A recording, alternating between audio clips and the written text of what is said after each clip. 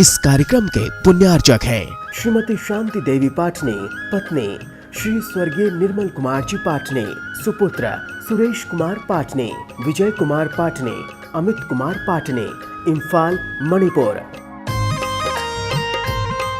Shri Parshwanath re-rolling mills limited, Durgapur 1, Vardhaman, west Bengal. Amita Jain, पत्नी अनिल कुमार जैन, संगीता जैन, पत्नी विपिन कुमार जैन। मानक चंद, कमला देवी, राकेश, नीतू, ऋषभ और आयुषी मुशरफ, B123, सेठी कॉलोनी, जयपुर। 2 स्वाध्याय मंडल, भगवान 1008 मुनि सुब्रतनाथ मंदिर, बारामती, महाराष्ट्र। श्री दिगंबर जैन महिला शास्त्र सभा, सूर्यनगर, गाजियाबाद। श्रीमती उषा जैन, स्वर्गीय श्री वीरेंद्र कुमार जैन, भोपाल, पारस सिटी। पंकज जैन, आशु जैन, पंकज कुमार जैन, छवि जैन, विशाल जैन, सारिका जैन, अन्य प्रियांशी, दिव्यांशी, आयुषी, सुहानी, तनिष्का। पुष्पा देवी जैन, धर्मपत्नी पुष्प कुमार जैन, केयर ऑफ मंजुश्री, पाउना बाजार, इम्फाल, मणिपुर। रत्न करंडक श्रावकाचार ग्रंथ, सुरेखा, प्रदीप जैन, 14, बंधु समाज सोसाइटी, उस्मानपुरा, अहमदाबाद। श्वेता जैन, धर्मपत्नी राज पीयूष जैन। स्वर्गीय सोहन लाल जी, धर्मी देवी गंगवाल के पुत्र, तेजपाल, हाउस ऑफ पुष्पा देवी, सुपुत्र रोहित प्रिया, राजीव प्रीति, सुपौत्र सक्षम, सुवीर, सुपौत्री माहिका, यति गंगवाल, बरसोल, बिहार। एसके जैन, श्रीमती संतोष जैन, विपुल जैन, श्रीमती आराधना जैन, पारुल जैन, अतुल जैन, पूर्णिमा जैन और आर्यन जैन, कानपुर।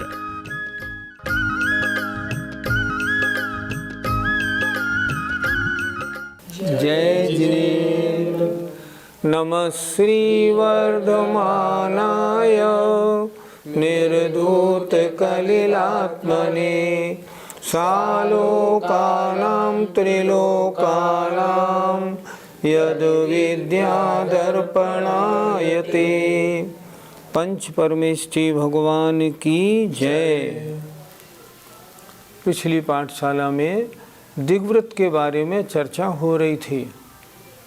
दिग्व्रत अर्थात 10 दिशाओं में जीवन पर्यंत के लिए आने जाने का नियम कर लेना, इसका नाम दिग्व्रत है। और ये भी कहा था कि चाहे दिग्व्रत का धारी अणुव्रती हो, लेकिन जितनी मर्यादा करता है उस मर्यादा के बाहर उसके व्रत महाव्रत जैसे हो जाते हैं। क्यों हो जाते हैं?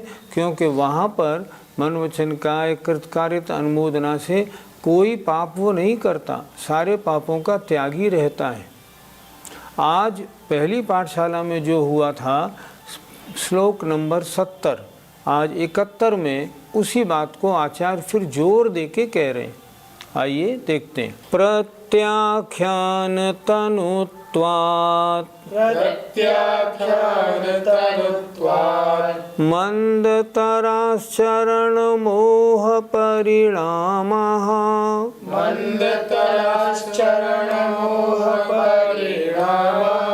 सत्वेन दुरवधारा महाव्रताय प्रकल्प्यन्ते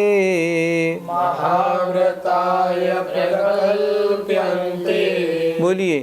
प्रत्याख्यान तनुत्वात् मंदतराश्चरण मोह परिणामः सत्वेन दुरवधारा महाव्रताय प्रकल्प्यन्ते।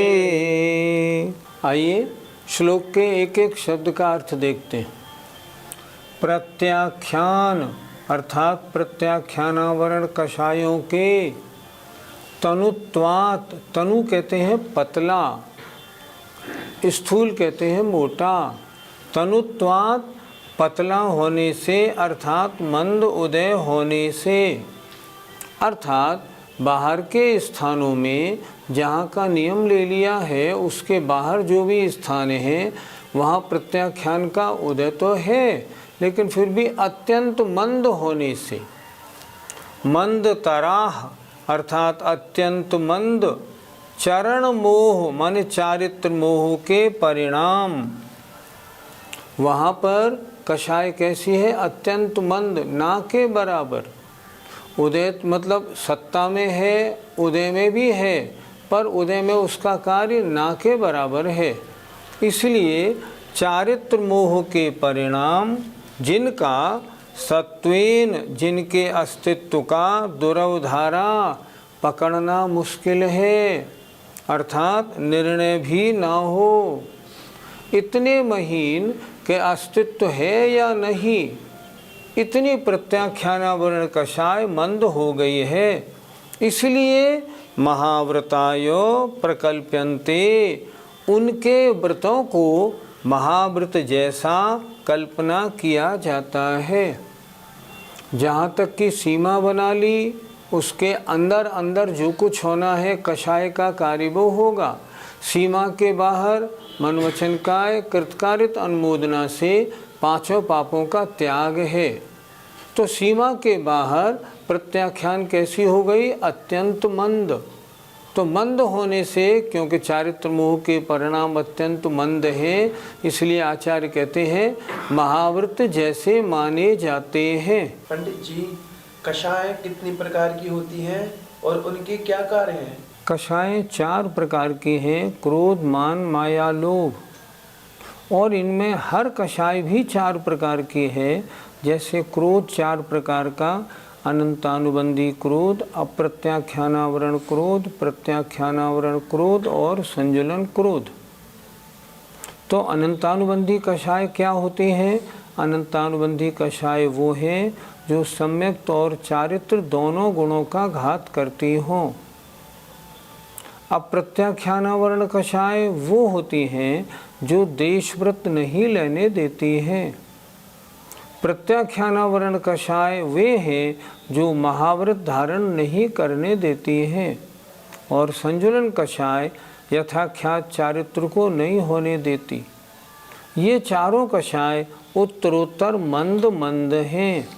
अनंतानुबंधी से अप्रत्याख्यानावरण, अप्रत्याख्यानावरण से प्रत्याख्यानावरण, प्रत्याख्यानावरण से संजुलन, ये उत्तरोत्तर मंद मंद होती हैं।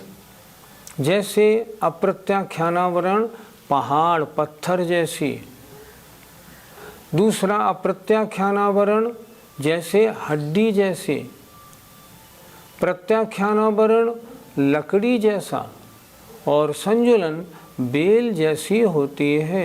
उत्तरोत्तर हल्की हल्की मुलायम मुलायम होती है। जैसे अनंतानुबंधी कषाय कैसी होती है? जैसे पत्थर शिला, बहुत हार्ड।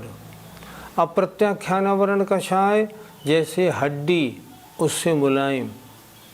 प्रत्याख्यानावरण कषाय और मुलायम जैसे लकड़ी, और संजुलन कषाय और मुलायम होती है जैसे बेल लता। ये चारों कषाय उत्तरोत्तर मंद होती हैं। इसीलिए जहाँ वो जो व्रती है उसके किस कषाय का उदय है? प्रत्याख्यानावरण कषाय का। और जहाँ उसने अपनी सीमा बना ली है उसके बाहर वो प्रत्याख्यानावरण कैसी हो गई है?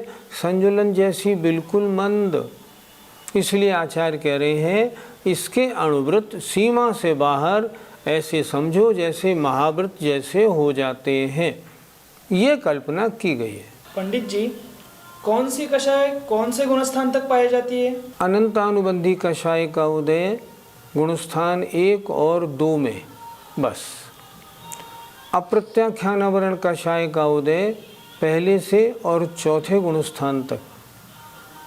प्रत्याख्यानावरण कषाय का उदय रहता है पहले से 5वें गुणस्थान तक, और संजुलन कषाय का उदय पहले गुणस्थान से 10वें गुणस्थान तक रहता है। इसीलिए जहाँ प्रत्याख्यान कषाय अत्यंत मंद हो गई उसको आचार्यों ने लिख दिया सत्वेन दुरवधारा। अब इसका अस्तित्व भी ढूंढना मुश्किल है, मतलब ना के बराबर है प्रत्याख्यान कषाय, पर उदय इसलिए है क्योंकि गुणस्थान 5वां है।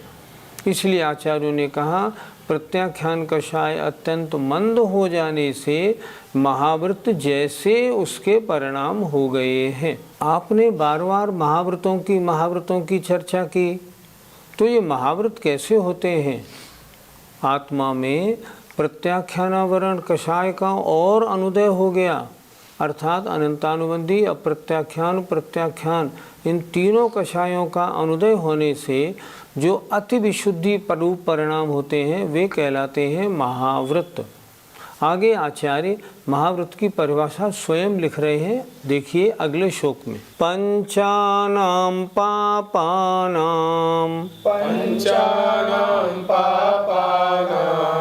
हिंसादीनां मनोवचः कायैः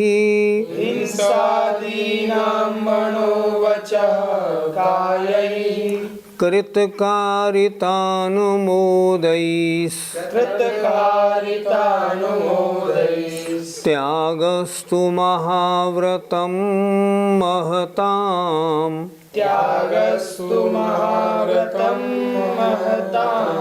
बोलिए, पंचानां पापानां हिंसादीनां मनोवचः कायैः कृतकारितानुमोदैस्त्यागस्तु महाव्रतं महताम्। पंचानां पापानां, पांचों पापों का। कौन से 5 पाप? हिंसादीनाम, हिंसा आदि, अर्थात हिंसा, झूठ, चोरी, कुशील और परिग्रह। हिंसादि 5 पापों का, मन से, वचन से और काय से, और कृत से, कारित से और अनुमोदना से। त्यागस्तु, त्याग करना, महाव्रतम, महाव्रत कहलाता है। ये किनके होता है? ये महाव्रत महापुरुषों के होता है। महापुरुष जब 5 पापों का मन वचन काय कृतकारित अनुमोदना से त्याग करते हैं, तब उनका जो त्याग, उनके व्रत को हम क्या कहेंगे? ये महाव्रत हैं। पंडित जी, अहिंसा महाव्रत का क्या स्वरूप मानना चाहिए? अर्थात हिंसा वाले कार्यों का मन वचन काय कृतकारित अनुमोदना से संपूर्ण त्याग होना। जैसे उदाहरण लें, जैसे पंखा, कूलर, एसी यूज़ नहीं हो पाएगा, अगर होगा तो अहिंसा महाव्रत कैसे बनेगा? क्योंकि यहाँ तो आपने मन वचन काय से अनुमोदना सब तरह से, उसमें जो जीवों की हिंसा हो रही है उसका आपने समर्थन दे दिया, अहिंसा महाव्रत नहीं बनेगा। मान लो कोई फ्लश में निपटने जाएंगे, तब कैसे बनेगा? जीवों की हिंसा तो होगी ही होगी। अगर कोई सचित्त फलों का भोजन करेगा, मुझे अचित्त फल अच्छे नहीं लगते, सचित्त फल खाते हैं, तो उसमें जीव हिंसा होगी, अहिंसा महाव्रत कैसे पलेगा? अगर कोई अपने सामने ही गरम गरम रोटियां बन रही हों, जीव हिंसा हो रही हो, और फिर भोजन करेगा तो कैसे पलेगा? ये अहिंसा महाव्रत है। ये बड़ा कठिन है। अगर कोई स्वयं खड़े होकर मकान बनवाएगा, ये ऐसा बनना चाहिए, ऐसा बनना चाहिए, ऐसा करेगा तो अहिंसा महाव्रत नहीं पलेगा। गाड़ी में या और चीज़ों में बैठेंगे जिनके चलने में हिंसा होती है तो भी नहीं पलेगा। मान लो धनिये की चटनी खाएंगे तो भी नहीं पलेगा, क्योंकि धनिये की चटनी में जीव राशि बहुत होती है। अगर गोभी खाएंगे तो भी नहीं पलेगा।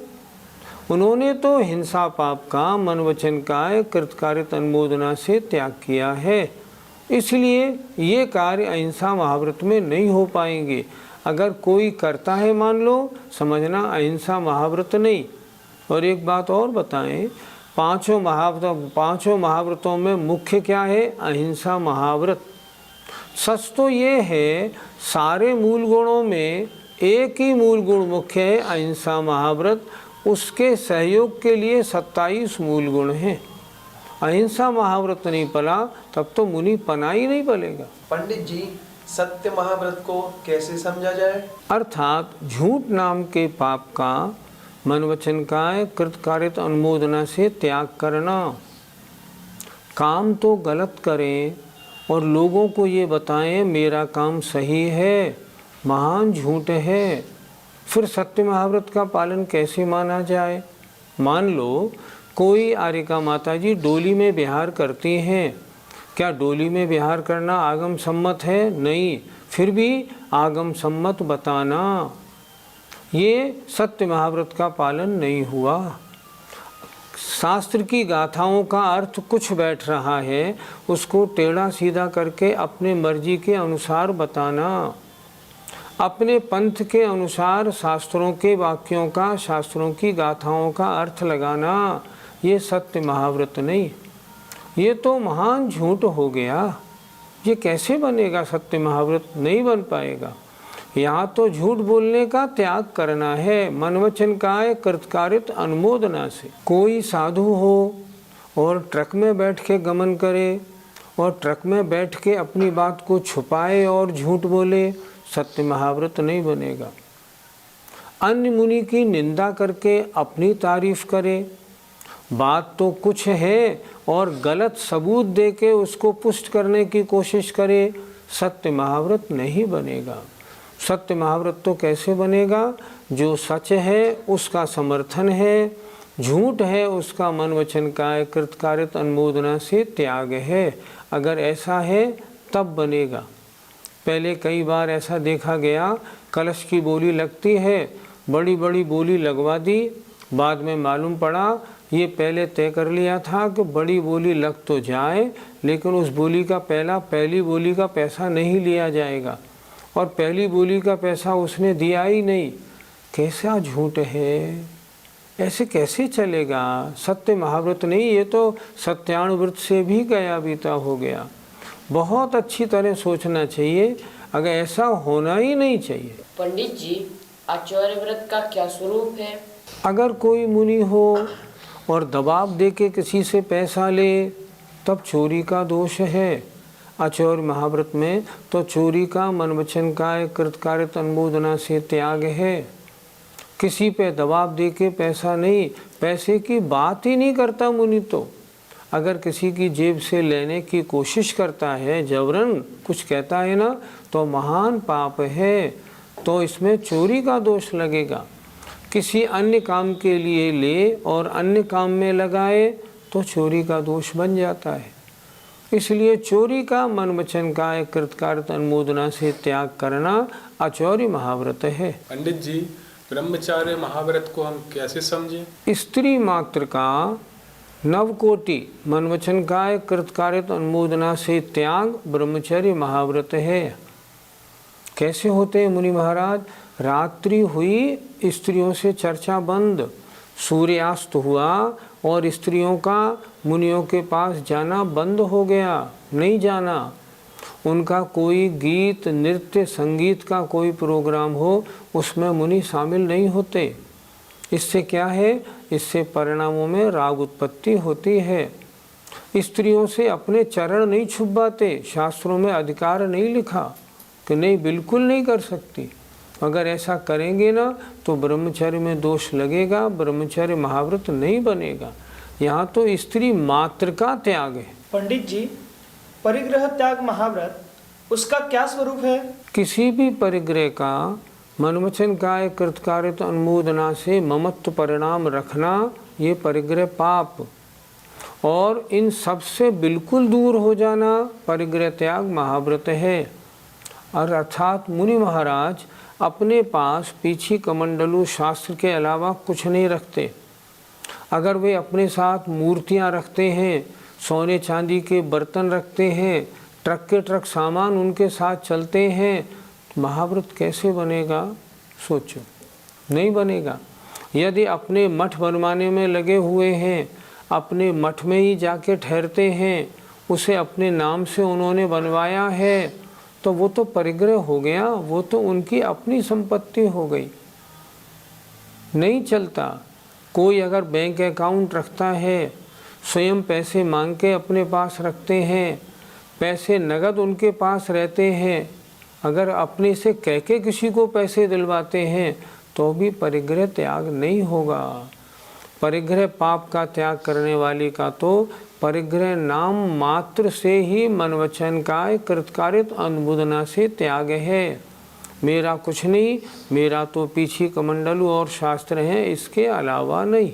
अगर कोई अपने क्षेत्र का हिसाब किताब रखता है, कितनी आमदनी हुई, कितना खर्चा, परिग्रह है। एक ही क्षेत्र पर अगर कोई आर्यिका या मुनि हो और बरसों बरसों तक रहते हैं, परिग्रह त्याग महाव्रत कैसे, उनका ममत्व जुड़ जाएगा बिल्कुल। अगर तय करके चातुर्मास किया जाए, इतना खर्चा करना हो तो हमारा चातुर्मास कराना, तो भी परिग्रह त्याग महाव्रत नहीं बनेगा। अपने साथ अगर तेल मालिश वगैरह का सामान रखते हों, अपने साथ नेल कटर आदि रखते हों, अगर ऐसा सामान भी रखते हैं तो भी परिग्रह त्याग महाव्रत नहीं बनेगा। ये 5 महाव्रत हैं, इनको वही पाल सकता है जो महापुरुष हो। अगर इनको न पाला जाए तो अच्छा है, इनको ग्रहण न किया जाए, लेकिन इनको लेने के बाद, ग्रहण करने के बाद फिर नहीं पालना, ये तो महान दोष है। शास्त्रों में लिखा है, ऊंचा नाम धराए नीची क्रिया करे तो पापी है। नाम तो रख लिया हम मुनि हैं, और क्रिया हमारा होना क्या चाहिए, 5 पापों का त्याग। और 5 पापों की क्रियाओं में उलझे हैं, मनोरंजन करने में लगे हुए हैं, तरह तरह के पोस्टर छपाने के सिलेक्शन हो रहे हैं, तरह तरह के फोटो और पोज बन रहे हैं। ये मुनियों के महाव्रतों का लक्षण नहीं। बड़ा सोचनीय विषय है। बोध पाहुड़ में आचार्य कुंद महाराज ने कहा है, ये मुनि नहीं, ये तो चलते फिरते अरहंत हैं। जब चलते फिरते अरहंत हैं तो फिर इनकी चर्या ऐसी कैसी। ऐसा महान पद धारण करके जहाँ हम नग्न रहते हैं, केसलोच भी करते हैं, फिर इन छोटी छोटी बातों में अगर उलझते हैं तो हमारे महाव्रत नष्ट हो जाते हैं। सच पूछो तो महाव्रत पालने का काम महापुरुषों का ही है। ऐरे गहरे लोगों से महाव्रत पल नहीं सकता। मालूम नहीं महाव्रत लेने वाले इतने मजबूत नहीं है तो महाव्रत क्यों ले, नहीं लेना चाहिए। गृहस्थ अवस्था में रहे। आचार्यों ने तो बोला है, कीजिए शक्ति प्रमाण, शक्ति बिना श्रद्धा धरे। जितनी शक्ति हो उतने व्रत लें, उससे ज़्यादा नहीं। इस प्रकार इस रत्नकरण श्रावकाचार में समंतभद्र महाराज ने गृहस्थों के वर्णन में भी महाव्रतों की चर्चा की। हमें भी देखना चाहिए कि जिन मुनि महाराजों का 5 पापों का कृतकारित अनुमोदना मन वचन काय से त्याग नहीं है, वे वास्तव में महाव्रती नहीं, अतः उन्हें गुरु का स्थान नहीं मिल सकता। मुझे आशा है आप सब लोग इन बातों को गौर करेंगे। आइए, आपका समय हो गया। जय जिनेंद्र। इस कार्यक्रम के पुण्यार्चक हैं श्रीमती शांति देवी पाटने, पत्नी श्री स्वर्गीय निर्मल कुमार जी पाटने, सुपुत्र Suresh Kumar पाटने, Vijay Kumar पाटने, Amit Kumar पाटने, Imphal, Manipur. Shri Parshwanath re-rolling mills limited, Durgapur 1, Vardhaman, west Bengal. Amita Jain, पत्नी अनिल कुमार जैन, संगीता जैन, पत्नी विपिन कुमार जैन। मानक चंद, कमला देवी, राकेश, नीतू, ऋषभ और आयुषी मुशरफ, B123, सेठी कॉलोनी, जयपुर। 2, स्वाध्याय मंडल, भगवान 1008 मुनि सुब्रतनाथ मंदिर, बारामती, महाराष्ट्र। श्री दिगंबर जैन महिला शास्त्र सभा, सूर्यनगर, गाजियाबाद। श्रीमती उषा जैन, स्वर्गीय श्री वीरेंद्र कुमार जैन, भोपाल, पारस सिटी। पंकज जैन, आशु जैन, पंकज कुमार जैन, छवि जैन, विशाल जैन, सारिका जैन, अन्य, प्रियांशी, दिव्यांशी, आयुषी, सुहानी, तनिष्का। पुष्पा देवी जैन धर्मपत्नी पुष्प कुमार जैन केयर ऑफ मंजुश्री पाउना बाजार इम्फाल मणिपुर। रत्न करंडक श्रावकाचार ग्रंथ सुरेखा प्रदीप जैन 14 बंधु समाज सोसाइटी उस्मानपुरा अहमदाबाद। श्वेता जैन धर्मपत्नी राज पीयूष जैन। स्वर्गीय सोहनलाल जी धर्मी देवी गंगवाल के पुत्र तेजपाल हाउस ऑफ पुष्पा देवी सुपुत्र रोहित प्रिया राजीव प्रीति सुपौत्र सक्षम सुवीर सुपौत्री माहिका यति गंगवाल बरसोल बिहार। एसके जैन श्रीमती संतोष जैन विपुल जैन श्रीमती आराधना जैन पारुल जैन अतुल जैन पूर्णिमा जैन और आर्यन जैन कानपुर।